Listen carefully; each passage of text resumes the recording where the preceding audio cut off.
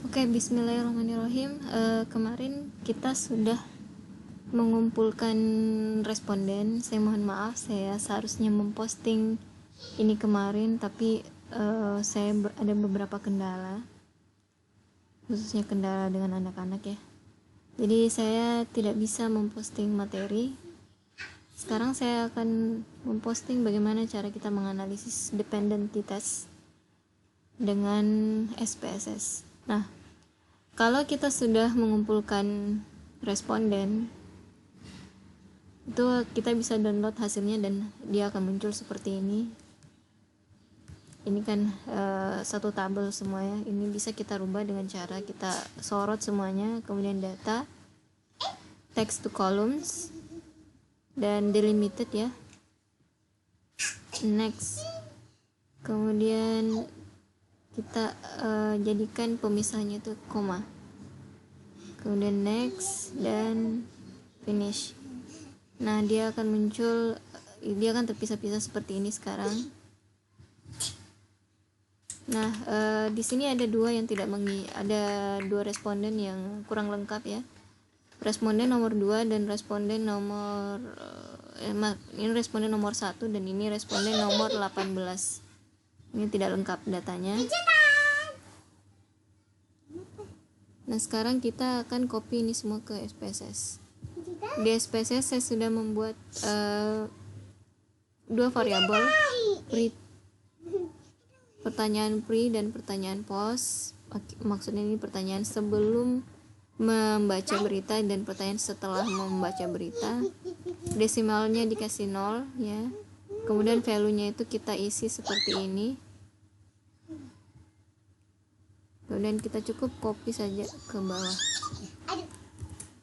Setelah itu kita bisa copy paste semua ini ke yang kita copy juga yang ini yang kosong ya, enggak apa-apa. Supaya kita tahu bahwa ada yang missing 2. Kemudian kita copy ke sini. Nah, ini sudah lengkap datanya, sudah ada di sini. Sekarang kita bisa analisis dependent sample t-test. Jadi analyze ya, kemudian kita compare means, dan dia namanya di sini bukan dependent sample t-test, dia di sini namanya paired sample t-test. Tapi ini sama dengan dependent sample t-test.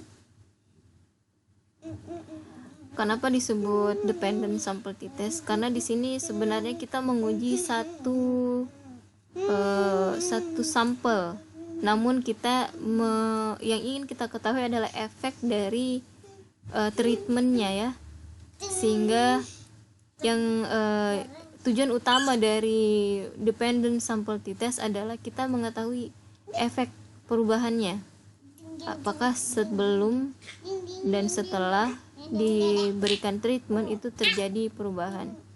Jadi variabel satunya adalah pre, kemudian variabel setelah variabel 2-nya adalah post ya.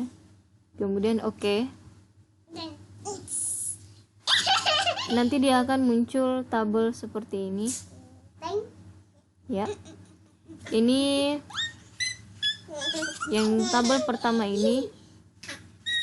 Kita lihat pre-nya di sini min-nya adalah 2,83, sementara post-nya adalah 2,94. Jumlah yang kita uji itu 18. Kenapa? Karena tadi ada 2 responden yang tidak lengkap ya. Standar deviasinya lumayan tinggi, dekat ke min-nya. Bukan lumayan tinggi, ini lumayan dekat ke min, sehingga itu cukup bagus ya. Kemudian korelasi pre dan post itu korelasinya sangat tinggi, jelas. Kenapa dia sangat tinggi, mendekati 1, dan dia sangat signifikan karena dia adalah pertanyaan yang sama. Kemudian kita lihat di sini, yang kita lihat di sini adalah min perubahan pre dikurang post itu minus 1111. Jadi maksudnya minnya itu dia bertambah ya, meskipun perbedaannya itu segini ya, meskipun dia tidak signifikan ya. Kita lihat di sini signya itu dia tidak tidak signifikan karena dia 16,3%. Artinya sekitar 80% lebih lah ya, 83,7%. Ketika dilempar dadu, angka T ini ya akan muncul.